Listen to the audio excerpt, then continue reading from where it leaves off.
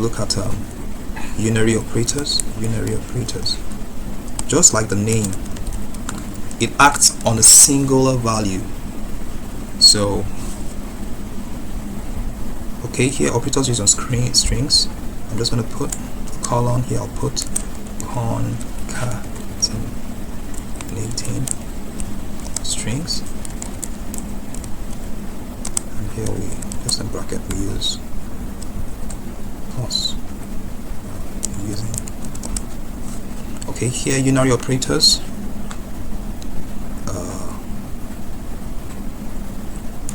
We're going to look at maybe just three of them. There could be more as we progress along the journey. The type of operator just returns the type of variable, or the data type of that particular variable. And then we're going to look at just the negation and whether a number is negative or positive. Okay. So just to test that, we have several data types and variables already. We could just apply the type of on some of them. So I could just simply say console.log,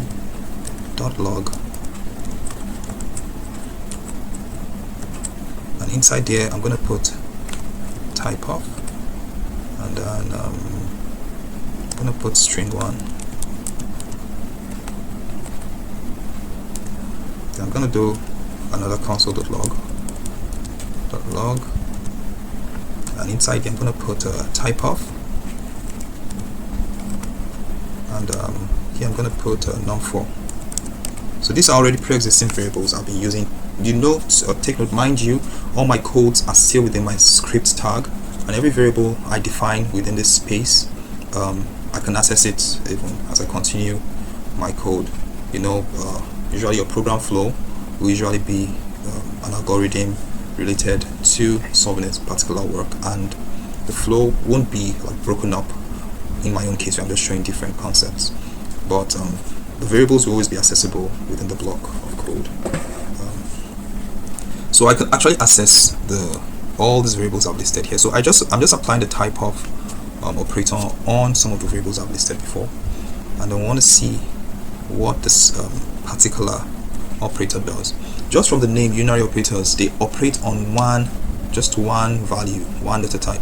If you take note, the operators we've seen before now, the arithmetic operators, the concatenation operators, they act on two or more values, but the unary operators act on just a singular value. So unary is standing for 1. So if I save this now, and I'm just gonna expand this a bit so we see clearly more. I'm gonna close this, and then when I reload the page, you can see here string number. So string1, the data type of string1 is a string. The data type of num4 is a number. So the type of helps us know a particular data type. Peradventure we're not sure of it. Then unary operators like the plus and the minus are just to like negate a particular value, and then they usually work more on numeric values. So I could just say, let's see, console.log.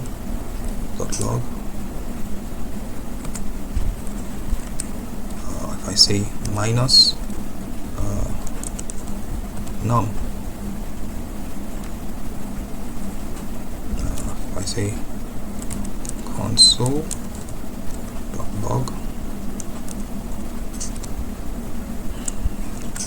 num1 or num minus num1, put everything in a bracket,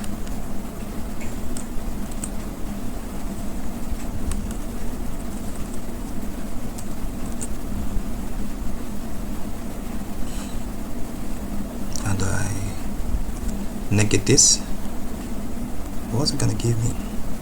Well, num still holding our value 10, and num1 holding 12.5. So if I say minus num, that would minus 10.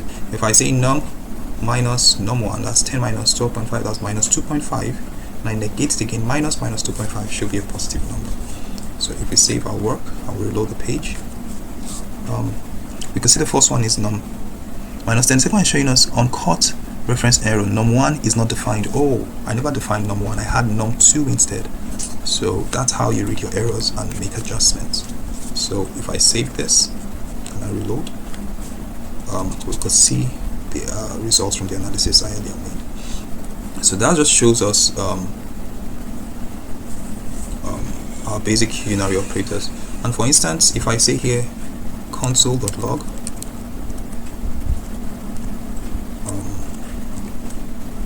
let me use the positive num2, and just save that. And we can see it's still the same 12.5. So next we're going to look at binary operators, which are basically where we introduce operators that always evaluate to true or false. You know, we mentioned Boolean types when we were discussing the other time, and we use binary operators a lot in logical expressions. There's so many logical expressions we use, so we'll get to conditional statements, but we use it a lot in algorithms to define the flow of the code.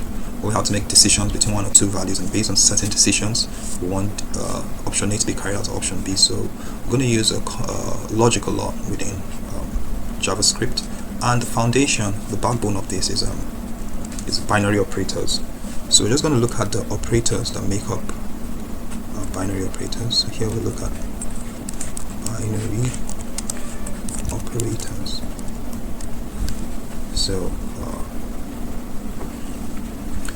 they are basically our greater than, less than, greater than or equals to, less than or equals to, and not equals to, which are some symbols we'll be familiar with from our basic arithmetic and mathematics. So we have less than, greater than, these are the symbols, the syntax for the symbols. Less than or equal to, you write it side by side. Greater than or equals to, equals to, use two equals to. Remember I mentioned this when I first introduced assignment operators, and I said it's not the same as a conventional equals to we know from mathematics. A conventional equals to we know from mathematics is telling us that the left hand side is the same as the right hand side, whereas the equal to, which we've been seeing so far, is basically assignment. For instance, what we have here, rem is equals to num2 modulus num, is simply saying assign what is on the right hand side into the variable on the left hand side. But this one is simply saying what is on the right hand side is the same as what is on the left hand side. So this is a conventional equal to in from mathematics, but here in JavaScript we use two equal to symbols. Then the last one, not equals to, so we have an exclamation mark and the equals to symbol. So the thing with binary operators, they always evaluate to either true or false.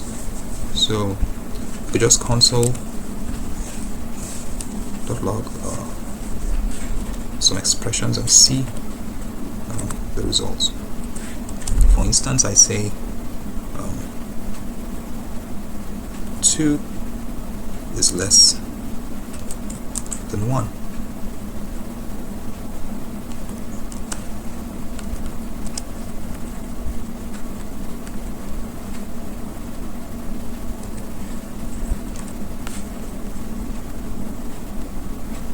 You can see 2 is definitely not less than 1, so that expression evaluates to false. And I could also say, so we have IntelliSense and always make use of it. Here I could say 3 is less than or equal to 7. And in that case it's true because 3 is actually less than, it's not equals to, but so as to find one of the conditions, it's going to evaluate 2 through. So if I load this there, we can see that. Likewise, for all the other operators, we could use them in different combinations of expressions and they always evaluate to true or false. That's why we call them binary operators. So next I'm going to look at logical operators, and then This is the last operator we're going to look at. There's some other arithmetic concepts we'll look at in the subsequent video, but I'm just going to summarize this class with the logical operators. So we're going to look at some logical operators. I'll put this within my comment line. And the basic logical operators, we'll look at the ampersand symbol twice. That's the and no, that's not ampersand twice. And then for the or, we have this. So logical operators also, evaluate to true or false. That's they're simply saying we use them, combine them on two expressions or values on the right and left hand side. In the case of the and, which is double ampersand, we have example here, console.log.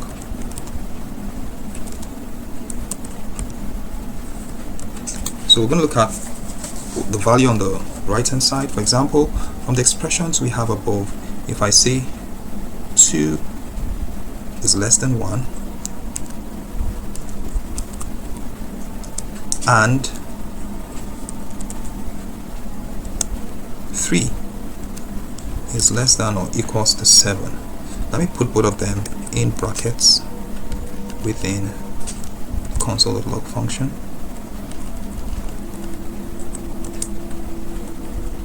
So I'm just taking the expressions I have from the previous example on binary operators. So I'm saying these two expressions, are they both true? If they're both true, this whole thing is going to evaluate to true. But the first one, 2 is less than 1, is false.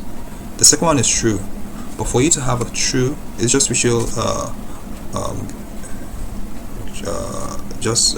probably for those of us acquainted with the truth table, this will drive in clearer. But it's all called the truth table, and it just shows the results of AND operators on true and false. So if you have a statement that is true and true, it evaluates to true.